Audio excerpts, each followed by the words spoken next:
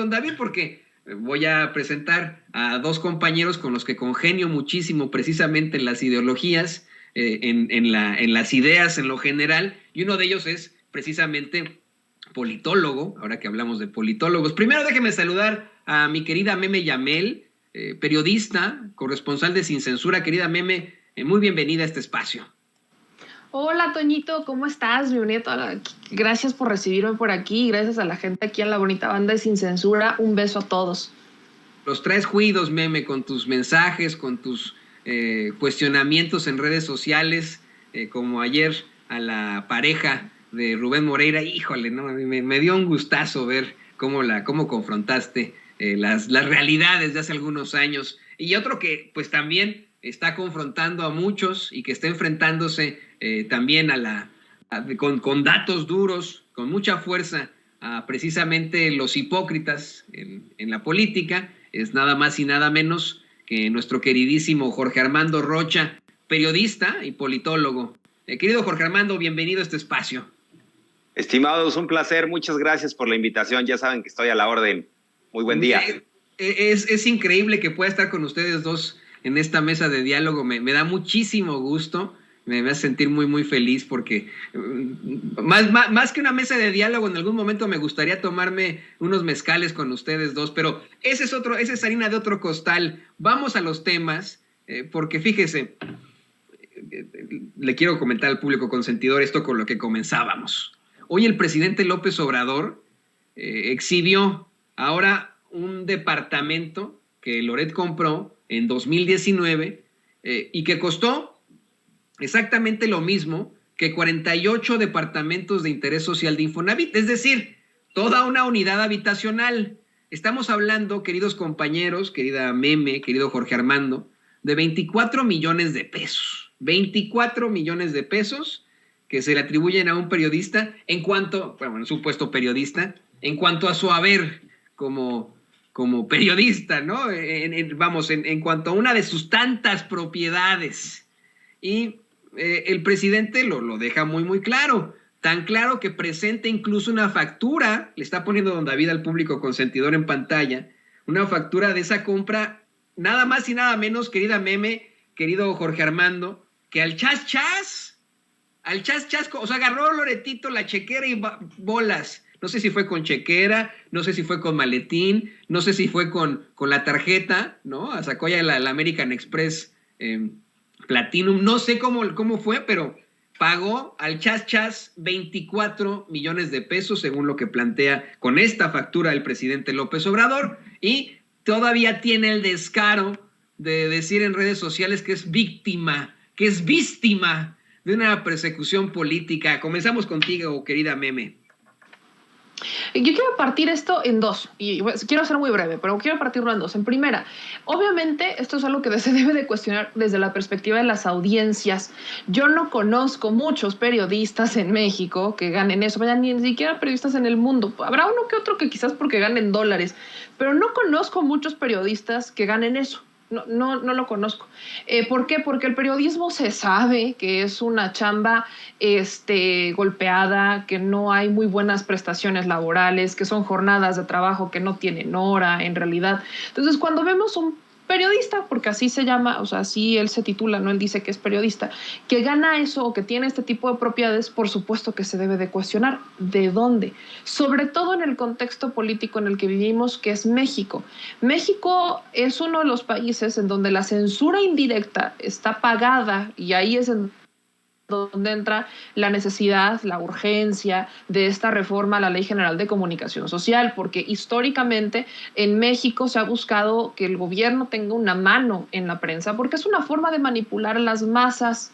Entonces, no es extraño si nosotros nos regresamos a la historia, desde la imprenta, ¿no? El control que tenía el gobierno sobre la impresión de los periódicos, posteriormente el tema del presupuesto, las concesiones. O sea, vaya, el gobierno mexicano siempre ha tenido una mano metida con la prensa. Entonces nunca ha sido realmente libre. Y cuando venimos a tiempos modernos, vemos que esta mano que ha metido los gobiernos hoy se traduce en presupuesto. Y lejos de lo que hoy vemos, porque hay que decirlo así, hoy también se les está dando dinero, mucho menos, pero hoy con todo y ese presupuesto, la prensa puede salir a hablar lo que quiera del presidente. Ejemplo, tenemos El Financiero, El Universal, Televisa, TV Azteca, tenemos, prensa digital y prensa impresa y radio que recibe presupuesto del gobierno federal y que puede salir a decir lo que quiera del presidente. Así es como debería de haberse manejado durante toda la vida el dinero, pues, o al menos el manejo de los medios. Pero vemos que eso no ha pasado y vemos que cada que el gobierno soltaba dinero, lo soltaba para vender mentiras, para manipular a las masas, y la prensa se dejaba, lo permitía, no lo cuestionaba. Sus cuestionamientos eran sobre todo aquellos a quienes no les pagaban o porque había otro cheque de por medio de los empresarios para golpear a esa administración, como el caso de Mexicanos contra la Corrupción y la Impunidad, que sí, ¿no? Ellos hablaban de nosotros sacamos investigaciones como la estafa maestra y no sé qué. Bueno, ellos las financiaban, pero ¿cómo las sacaron y en qué contexto las sacaron? Para golpear a una administración con la que ya empezaban a tener diferencias, que en este caso era con la de Enrique Peña Nieto y al término de su administración. Así que no estamos viendo una prensa que fuera libre. Y eso es el cuestionamiento que se le hace a Loret. O sea, el dinero que él ha recibido ha sido en su mayoría de un presupuesto, ha sido como lo que cae del presupuesto público. Por eso se le cuestiona. Y yo siempre he apelado que al menos aquí en México nos hace falta mucho un modelo similar al que tienen en Estados Unidos. No quiero decir idéntico, pero sí similar, en donde se transparente. Que cada quien, o sea, no está mal, y hay que entenderlo, no está mal que un periodista o que un medio de comunicación tenga una tendencia. No está mal que diga, oye, yo soy simpatizante de la derecha, yo soy simpatizante de izquierda. No está mal. De hecho, creo que es mucho más sano, porque le estás diciendo a la audiencia, hey, esto soy, o sea, esta es la persona que soy, esto se trata de mi medio, aquí vas a encontrar este tipo de contenido, para que sepas, es como una advertencia inicial, ¿no? Aquí vas a encontrar este tipo de contenido, ya sabes a qué vienes. Y si la gente se quiere generar un criterio propio, pues entonces ve contenido de ambas partes o de las partes que sean. Aquí en México tenemos esta falsa neutralidad que lamentablemente ha jugado mucho un rol que está cargado a la derecha. Entonces, lo que se le pide a la prensa en un primer punto es sean honestos, no tiene nada de malo, pero sean honestos. Y lo que vemos en el caso de Loret, y hay que entenderlo así, es que Latinus es un medio que se consolidó para golpear, para hacerle un contrapeso a Andrés Manuel López Obrador. No tiene la finalidad de informar, no tiene la finalidad de contribuir a la sociedad o de que la gente se genere un criterio propio. Su única finalidad es golpear a la administración. ¿Cómo lo sabemos? ¿Quiénes son los que están detrás del medio? ¿Quiénes son los dueños? Los madrazos. Estos intereses políticos que históricamente son adversarios de Andrés Manuel López Obrador. Así que la audiencia debería de tener claro eso, porque aunque ellos no dicen quiénes son ni de dónde salen sus recursos, lo sabemos, se sabe.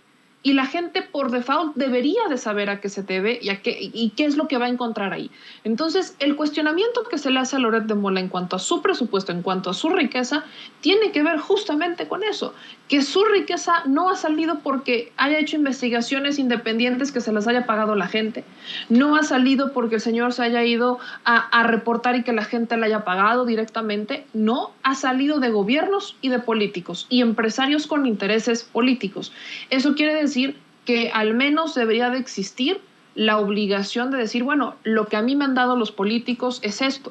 No ha pasado. Así que el cuestionamiento de quién pompó, de dónde salieron todos estos recursos, es extremadamente válido y necesario.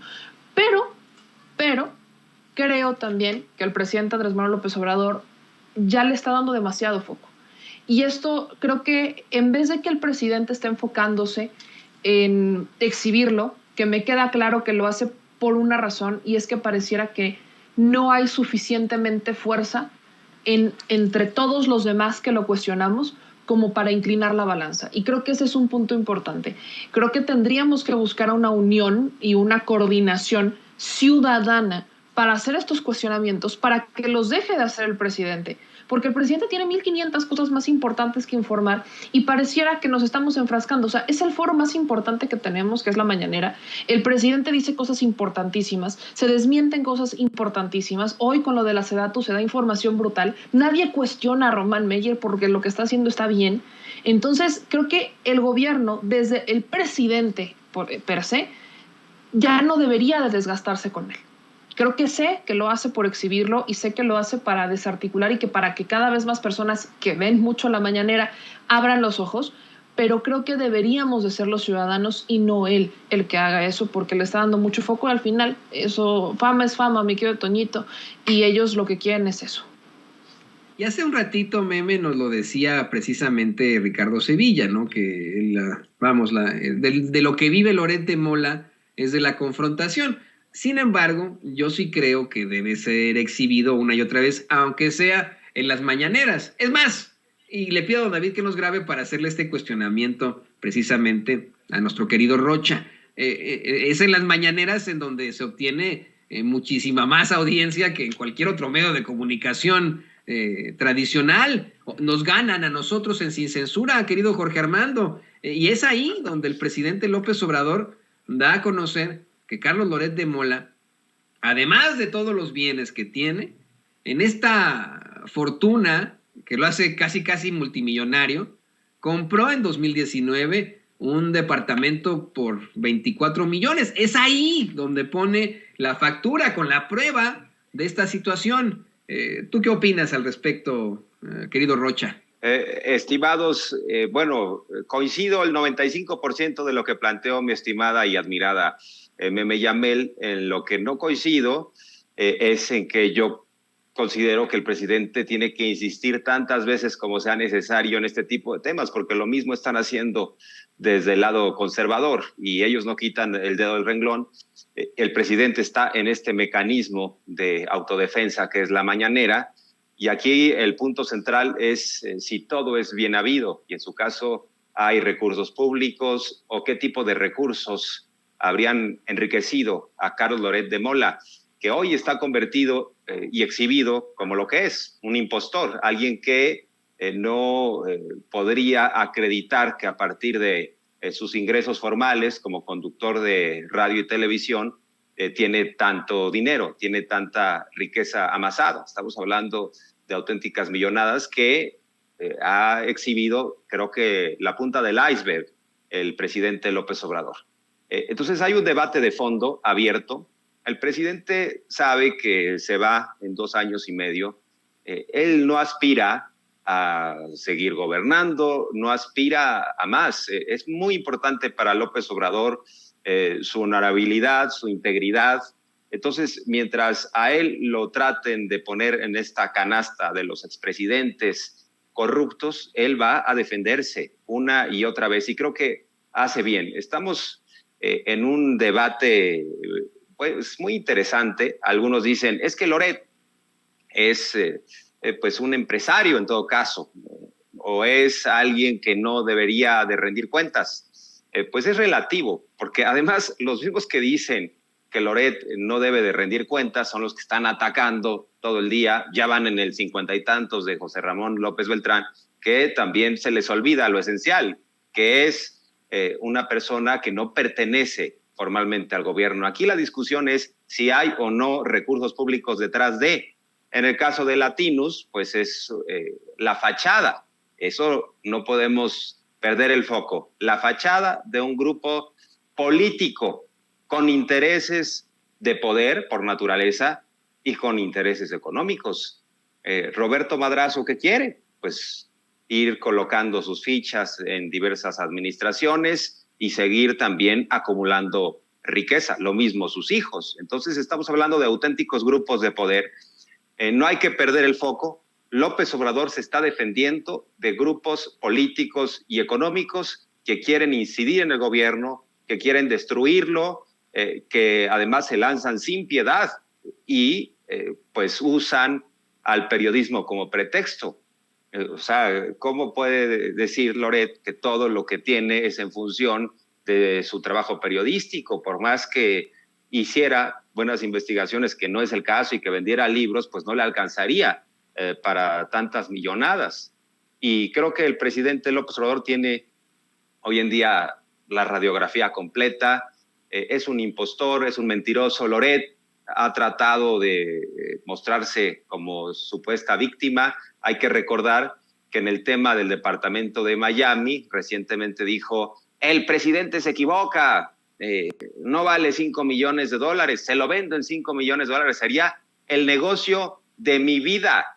Bueno, A ver, 24 millones de pesos de un departamento que compró, ahí ya llevamos 1 millón.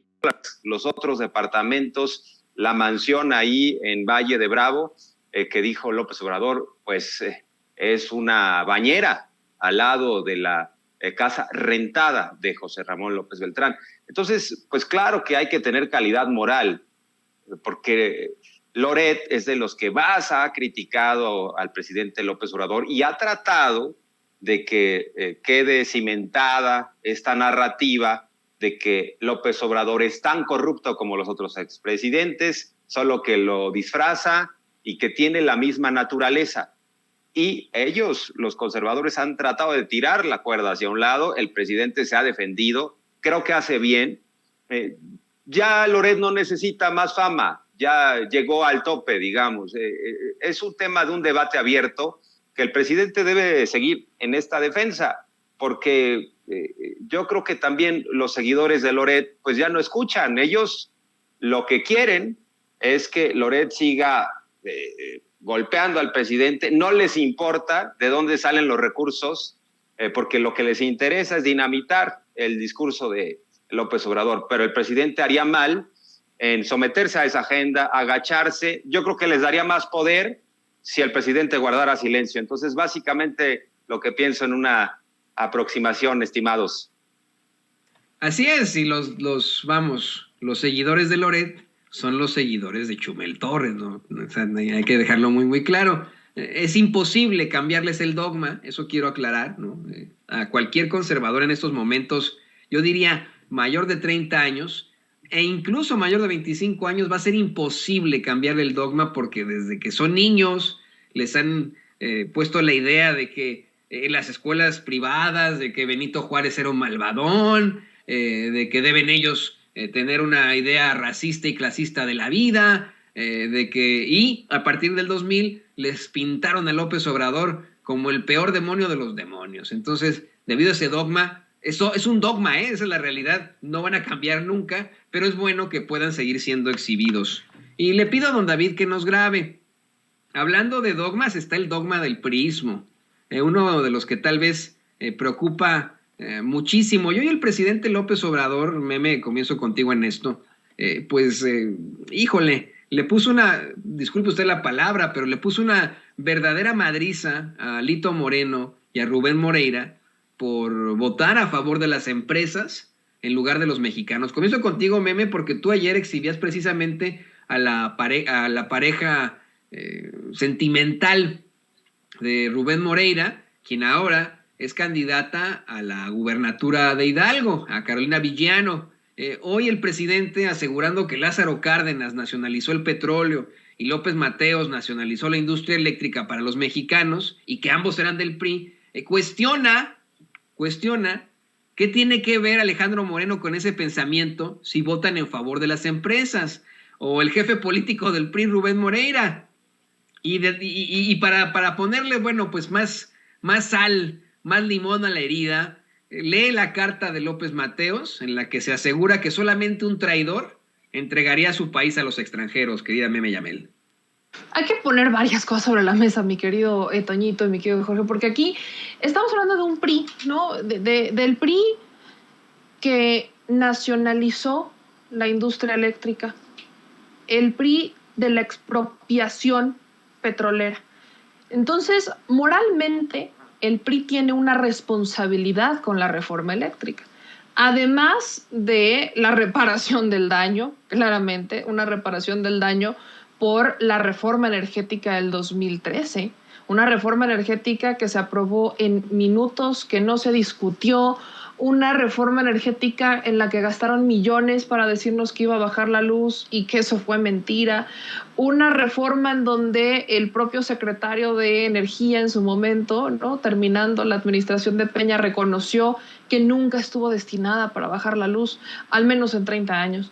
Entonces, estamos ante una reforma eléctrica que es incluso consecuencia de una decisión de diversos amparos, porque hay que recordar, porque hoy también se decide eso, sobre la ley a la industria eléctrica. ¿No? Recordarán que esta es una reforma que inicia el presidente, o sea, una reforma a la ley para hacer ciertas modificaciones a la actual ley energética que tenemos en el país y que se pudiera como resarcir el daño. Ok, se aprueba, sale y viene esta ola de amparos en donde la frenan y hasta hoy sigue frenada esta ley que tendrá que decidir la Suprema Corte a ver qué pasa. Pero como viene toda esta ola, entonces el presidente dice, bueno, no lo quieren por las buenas, vamos a hacer una reforma a la industria eléctrica, que creo que es la reforma más importante en México, es la reforma más importante. Y el Partido Revolucionario Institucional tiene todo este contexto para aprobarla. Curiosamente, y aquí vienen datos importantes, es este PRI que sabe que la tiene que aprobar, saben que la tienen que aprobar. Cuando estuve en Nuevo León, o sea, el PRI solamente hizo una sola asamblea para la reforma eléctrica, solo una. Y esa fue en Nuevo León. Y en esa asamblea, jóvenes de la Autónoma de Nuevo León le entregan a Alito Moreno 200 firmas para que aprueben la reforma. O sea, la gente, los jóvenes de Nuevo León, 200 jóvenes de Nuevo León, le dicen a Alito Moreno, aprueben la reforma eléctrica. ¿Qué hace el PRI? La desestima, dice no es cierto, no, nada, ¿no? Este PRI que un día sí, al otro también dice una cosa y luego la cambia. Y es justamente el tema. Hoy lo decía el presidente en la mañanera. Es un PRI que fue, desde que se presenta la iniciativa, dicen no la queremos aprobar, no va a pasar. Luego es este PRI que dice vamos a posponer la discusión hasta después del proceso electoral. No pasa, la discusión inicia, empieza este foro de parlamentos abiertos, nos presentamos al Parlamento Abierto, me invitan a mí al Parlamento Abierto, invitan expertos al Parlamento Abierto, invitan a compañeros comunicadores, periodistas, ciudadanos, o sea, invitan a gente al Parlamento Abierto y en el debate se gana el sí por la reforma eléctrica. No hay argumentos en contra de la reforma eléctrica, no los hay. Ni siquiera quienes fueron a defender la energética del 2013 tenían argumentos reales, se trababan, tenían que leer. O sea, no había un argumento real y sustancioso en contra de la reforma eléctrica. Después el PRI dice, vamos a ver si Morena realmente quiere aprobar o presentó esta ley porque le interesa a la ciudadanía o si es electoral. Estos son puntos claves para entender la transición del PRI. Y dice que la quieren posponer hasta después de las elecciones. Yo no conozco una sola iniciativa o una sola ley a la que tilden de electorera que no sea buena o que no sea popular. No la conozco.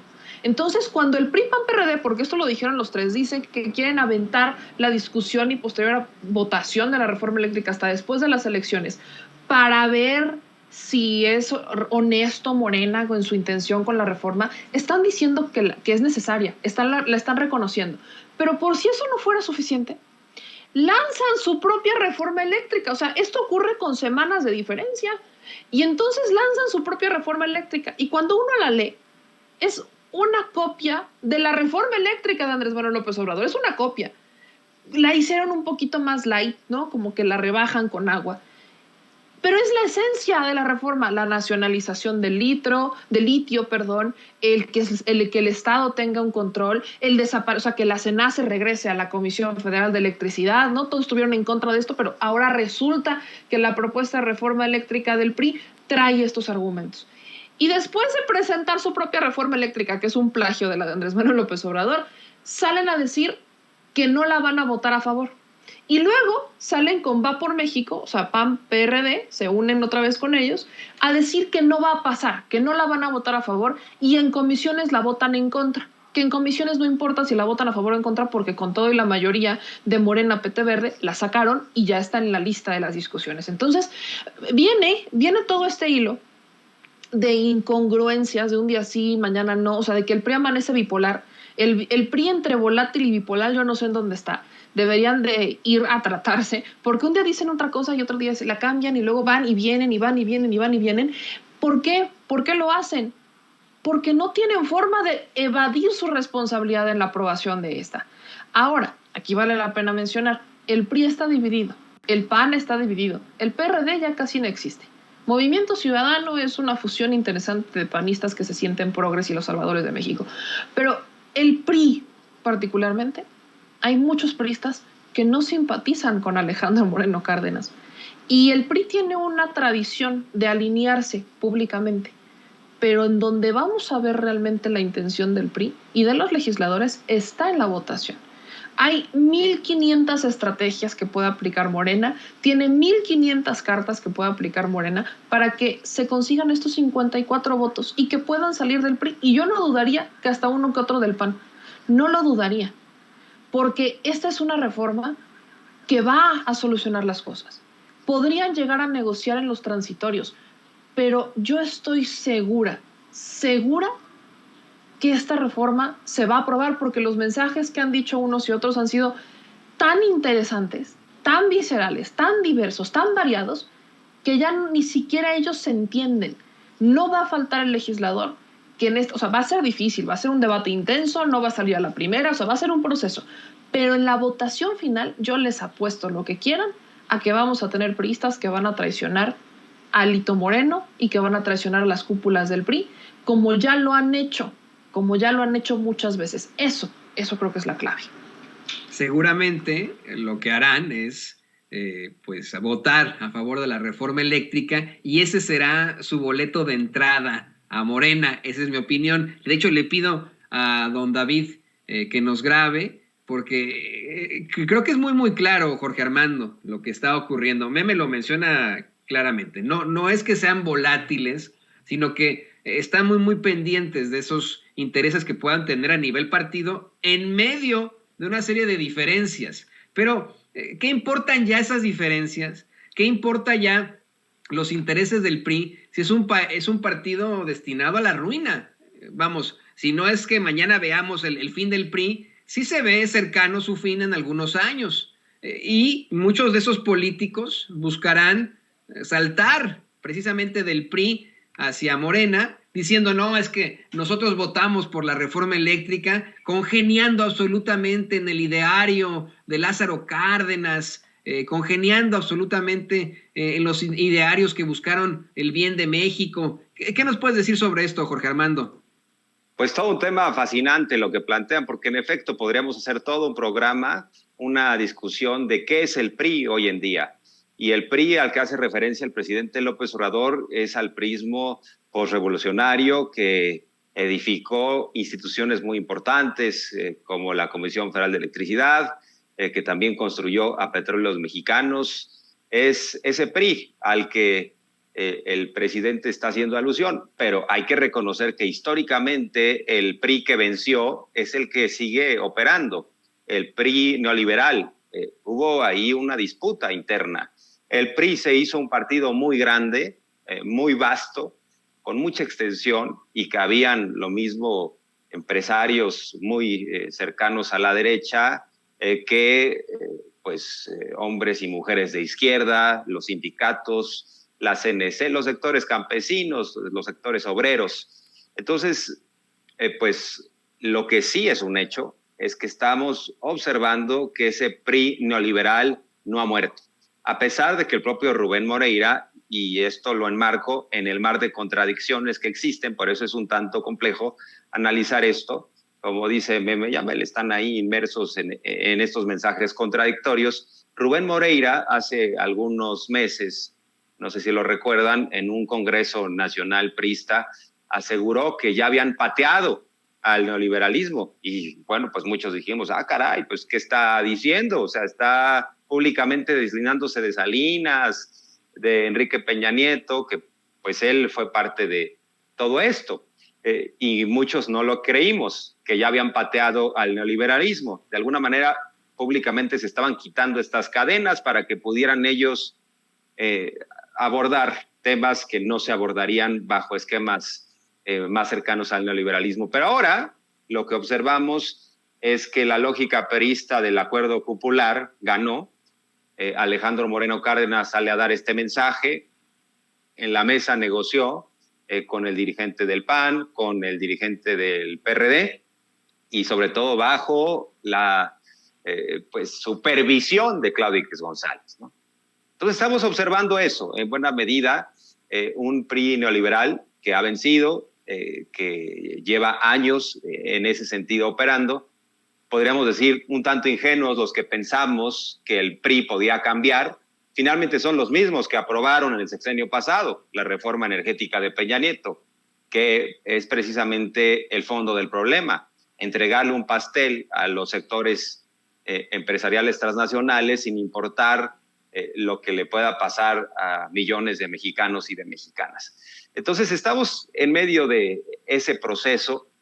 Es muy claro también lo que planteas, estimado Toño. Para mí sería una elección racional, o sea, sería una decisión, perdón, es que se me regresa un poco el sonido, pero para mí sería una decisión racional que hoy en día un legislador priista o una legisladora priista le dijera a Alejandro Moreno Cárdenas, ¿sabes qué? Pues muchas gracias, yo voy a apoyar, yo voy a manifestar mi respaldo a la reforma eléctrica, porque pues han dado Alejandro Moreno Cárdenas, Moreira, esta dirigencia, todos los argumentos para que los priistas corran. O sea, el barco hace agua.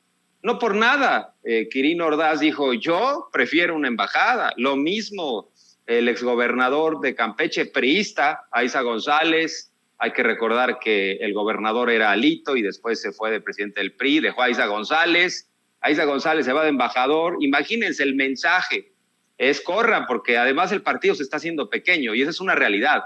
El PRI es el partido que más pierde elecciones.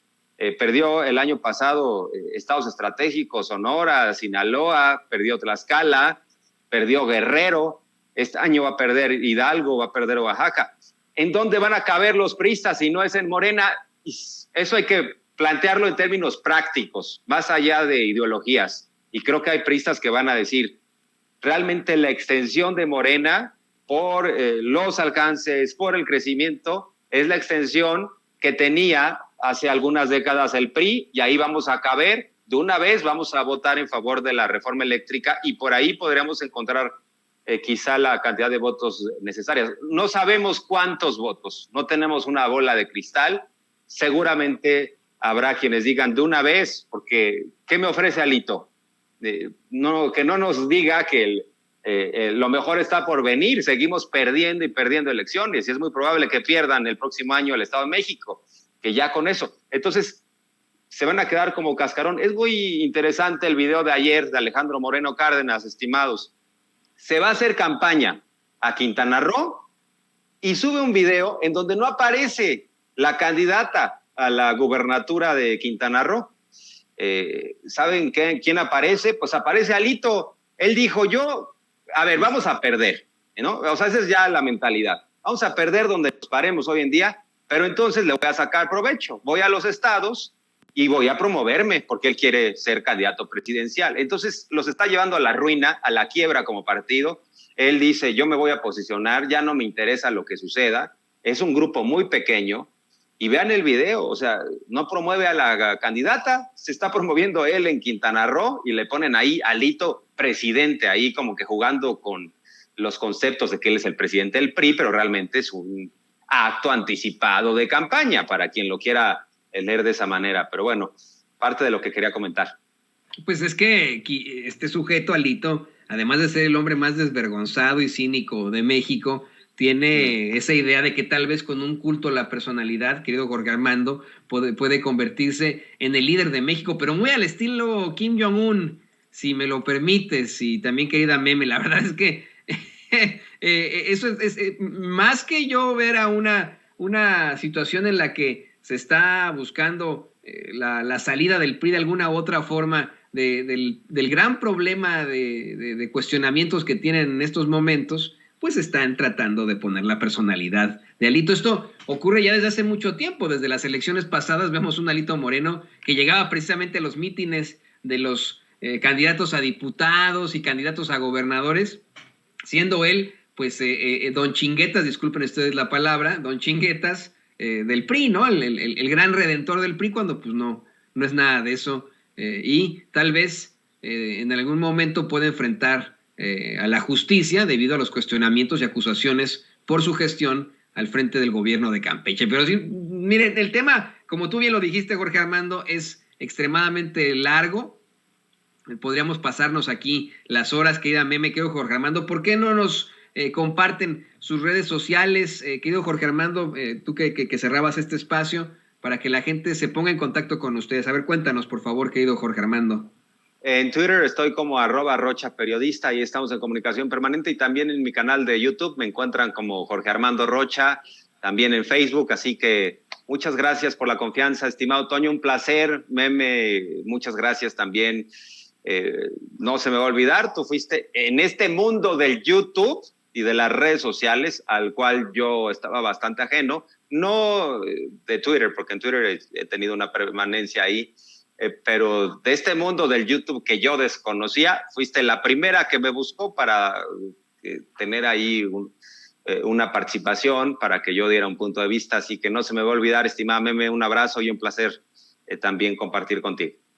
Me dan ganas hasta de cantar la de sha la la la la, porque somos amigos por siempre, todos nosotros. Y ya después ya quedamos en salir. Oigan, nada más para ya cerrar con esto, yo pensaba que Carlos Loret se iba a inscribir al programa del gobierno federal, en donde se le va a dar acceso a los periodistas a pensiones y a seguridad social. Y hoy, pues, me llevé una sorpresa con esa factura de 24 millones de pesos. Yo pensé que ahí estaría Loret, y ya ahora entonces estoy a la espera de que, al estilo de Angélica Rivera, saque un video emocional diciendo: todo lo merezco y todo me pertenece, y ha sido con mi trabajo digno.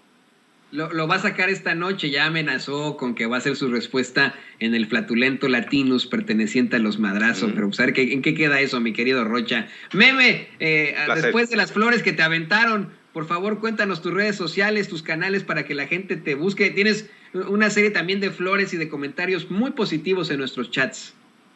No, hombre, mi querido Jorge, es una chulada. Yo creo que lo vi ahí en Twitter y dije, aquí hay talento, hay que apoyarlo. Entonces, mi querido Jorge, la estás rompiendo en las redes sociales. Estoy muy contenta de que estas opiniones se escuchen, de que cada vez estas opiniones se escuchen más. Entonces, estos espacios como Sin Censura, de eso se tratan, de darles todo tipo de espacio para opinar, para alzar la voz. Y es justamente eso a lo que me refiero. Si nosotros nos organizamos, si nosotros como ciudadanos nos organizamos, la vamos a romper. Imagínense nada más que todos los que estamos ahorita en el chat de Sin Censura nos fuéramos a plantar ahí a la Cámara de Diputados toda la semana de la discusión de la reforma eléctrica. Imagínense nada más, o sea, de cómo se acostumbraban a hacer estos plantones cuando se estaban aprobando el presupuesto para que dieran más dinero. Ahora imagínense la presión que sería, eso sería histórico, no sé, piénsenlo, creo que sería una gran idea para que se vea esta presión ciudadana, creo que sería una gran idea. Entonces, de eso se trata, de tener más opiniones, de tener más diversidad. Y bueno, también me queda claro que Loret de Mola ni de broma, o sea, se va a ir a meter a este seguro para los periodistas. Digo, no hay manera, no hay manera. Nosotros creo que sí, creo que conozco varios que sí lo harían. Pero bueno, gracias a todos por escucharnos en estos espacios. Gracias a ti, mi querido Toñito, a Jorge, a Ceci, a don David, a mi querido Vicentón, a todos los que formamos parte de esta familia Sin Censura, porque este es un espacio que está haciendo historia. A mí ya saben que me encuentran en todas mis redes sociales como @memeyamelca, en Facebook, Twitter, YouTube, TikTok, ya no sé qué más, Instagram también. Entonces, gracias a todos por apoyarnos, por vernos y por escucharnos. Yo lo que digo es que va Loretito a buscar este apoyo de pensiones del IMSS para periodistas, y con esos 24 millones pudo haber mantenido a 48 familias de periodistas que vaya que necesitan una vivienda digna. Pero pues bueno, hay que quede. Mis queridos amigos, la querida corresponsal de Sin Censura, Meme Yamel, el queridísimo periodista y politólogo Jorge Armando Rocha, hoy cabalgando conmigo hacia el atardecer. Híjole, me gustaría ahí hasta hacer una especie de ilustración ahí de cómo tuvimos esta muy interesante mesa de diálogo. Nos vemos y nos escuchamos muy pronto, queridos amigos. Muchas gracias por su participación. Y miren,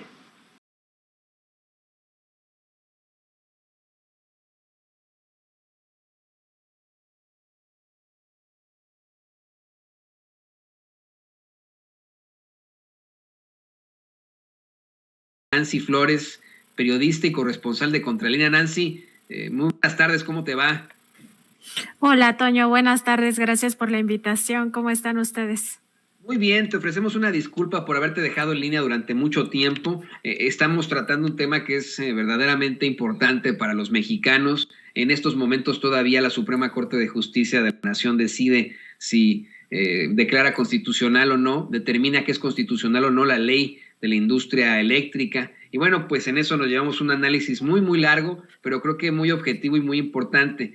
No menos importante lo que tú nos estás planteando hace rato, y de hecho vamos a irnos a estos dos temas de manera pues breve, claro, para no quitarte más tu tiempo, querida Nancy, pero hace rato yo te planteaba como mensaje de WhatsApp esto que el presidente López Obrador dio a conocer en la conferencia de prensa mañanera, que va muy ligado a las investigaciones que ustedes han hecho verdaderamente importantes ahí en Contralínea. El presidente López Obrador habla de un departamento que compró Carlos Loret de Mola en 2019, un departamento por el que pagó al chas chas, así, en una exhibición, 24 millones de pesos. Ya al hacer nuestras propias indagatorias al respecto, pues nos dimos cuenta que el departamento es una propiedad en México, puesto que el notario que llevó a cabo este trámite, pues es uno de la era salinista. Pero queríamos conocer tu opinión antes de que vayamos al tema tan importante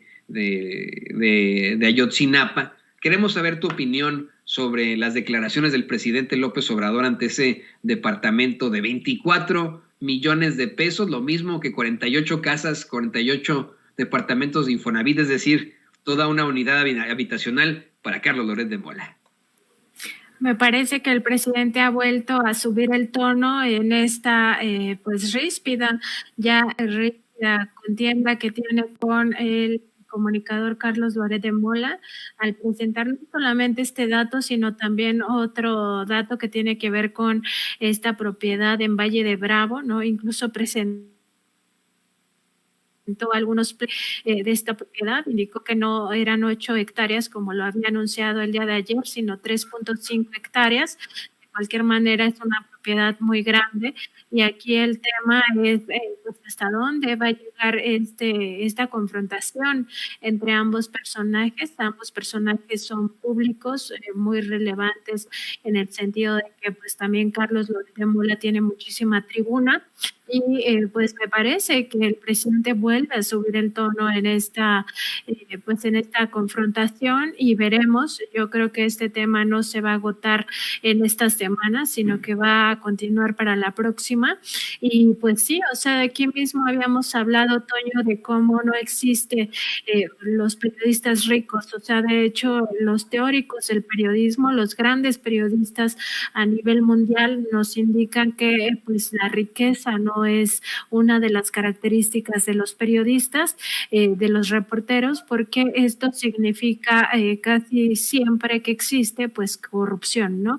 Y en ese sentido, pues cuando los periodistas, los comunicadores, los opinadores o los dueños de medios, los directivos se enriquecen a costa de pues el trabajo periodístico, lo que implica es que muy probablemente estén difundiendo pues cosas que no tienen que ver con la realidad o incluso campañas abiertas de noticias falsas donde la verdad, digamos que el insumo principal de los periodistas pues se convierte en una mercancía, la información la vuelve en una mercancía sujeta a las reglas del mercado y eso pues nos lleva a distorsiones terribles del papel del periodismo.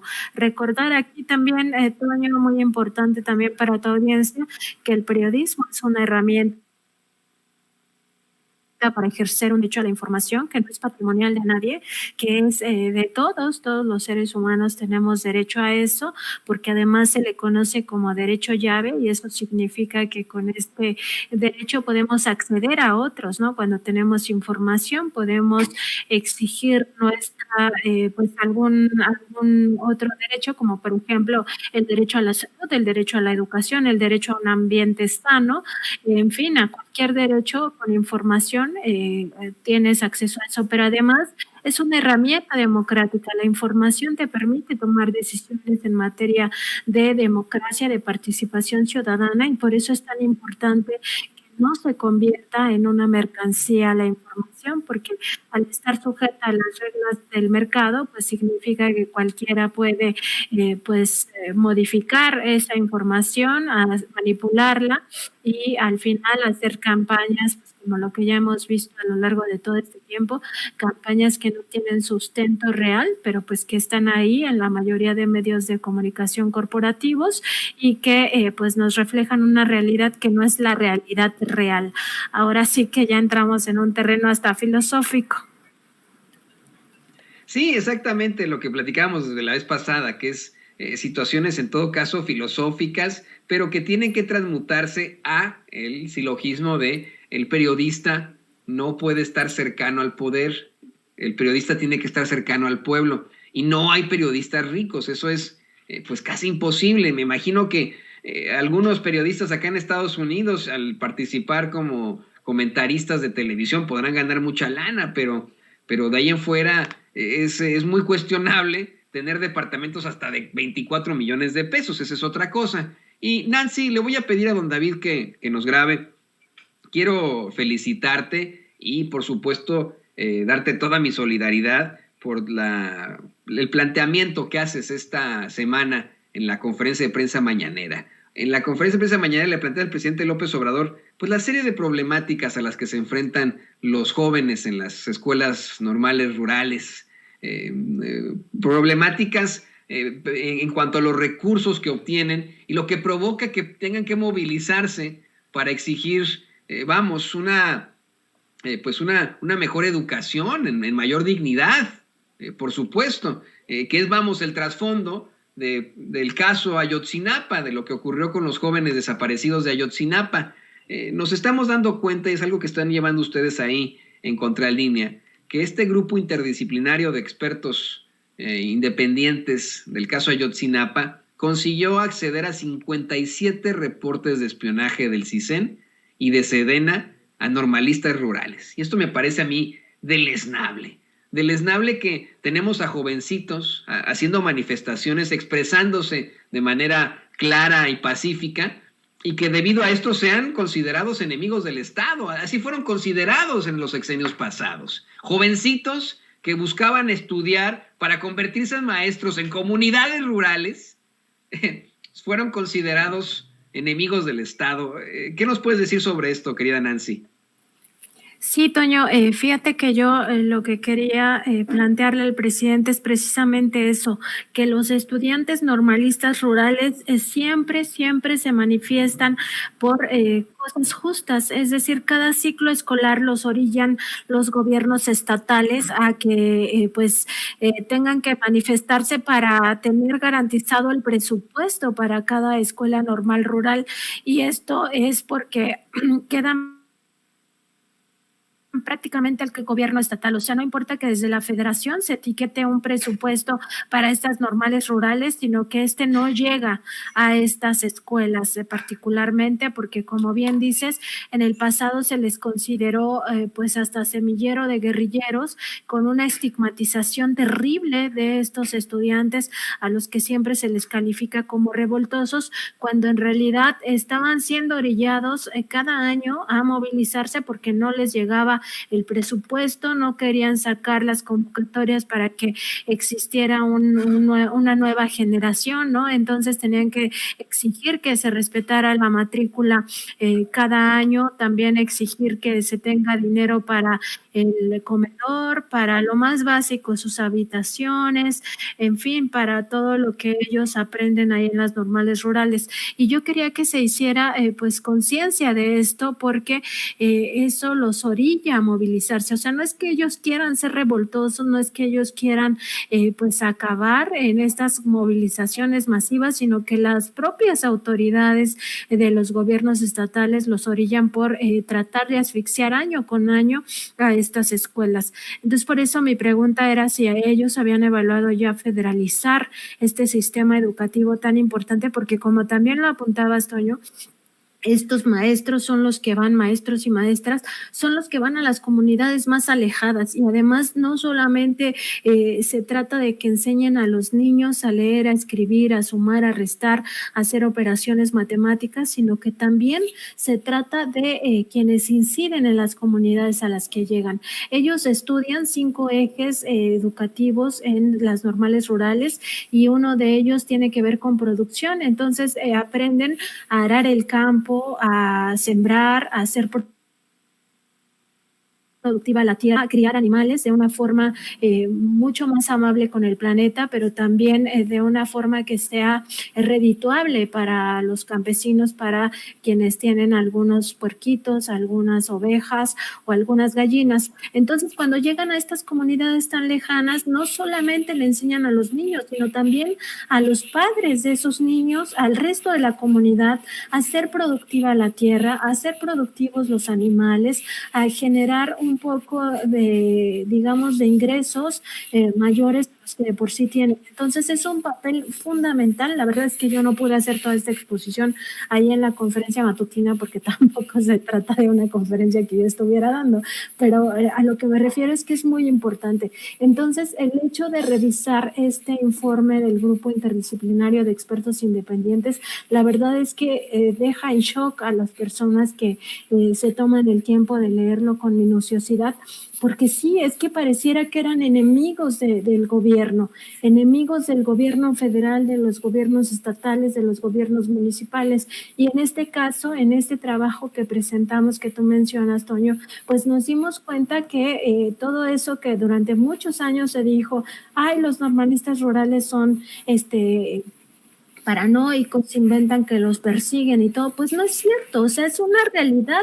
Aquí habla que con la reticencia que ha tenido la Secretaría de la Defensa Nacional y el propio CISEN en su momento, que ahora es el Centro Nacional de Inteligencia, pues se revela que había al menos 57 informes de seguimiento y además de espionaje en contra de los normalistas rurales de Ayotzinapa. Y este informe solamente se refiere a esa normal rural, son 17.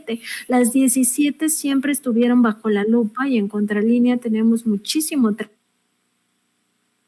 trabajo asales y de todo el seguimiento, la persecución que han vivido durante mucho tiempo, desde que Lucio Cabañas era estudiante, pues lo mismo pasaba con él. Eso está ya muy documentado a partir de todos los expedientes que están en el Archivo General de la Nación, pero en este caso específico el GIEI documenta estos 57 reportes de espionaje a los normalistas de Ayotzinapa, en los cuales se da cuenta pues incluso de reuniones muy privadas e incluso semiclandestinas de la Federación de Estudiantes Socialistas, que es esta FEXUM, Campesinos Socialistas de México, y pues se da cuenta de cómo los normalistas rurales discutían cosas que solo les competen a ellos, porque tanto el CISEN como la Sedena tenían infiltrados a agentes, en el caso de la Sedena, pues a militares, ahí como si fueran estudiantes fachada, así los llama, ahí pues en la mera, digamos, en el mero corazón de los normalistas rurales, para estar espiando y reportando cada acto, cada cosa que pues los normalistas hacían. Y en este caso se trata pues precisamente de este seguimiento tan amplio que hicieron, incluso con espionaje telefónico y de comunicaciones.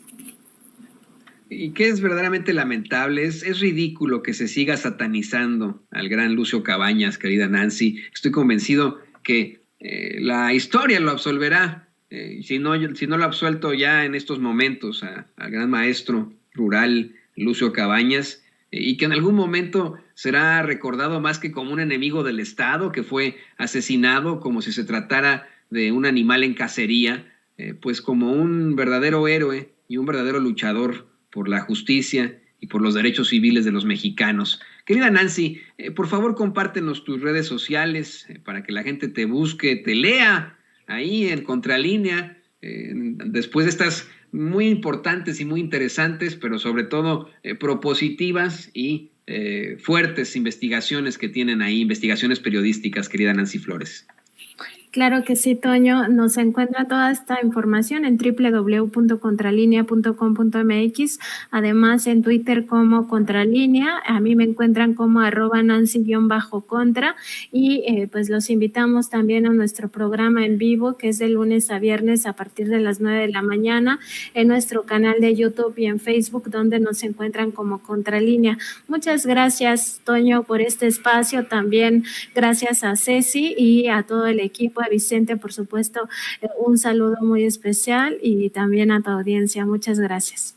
Gracias a ti, la intachable corresponsal de Contralínea, maestra de periodismo, Nancy Flores. Muchas gracias por participar con nosotros aquí en Sin Censura.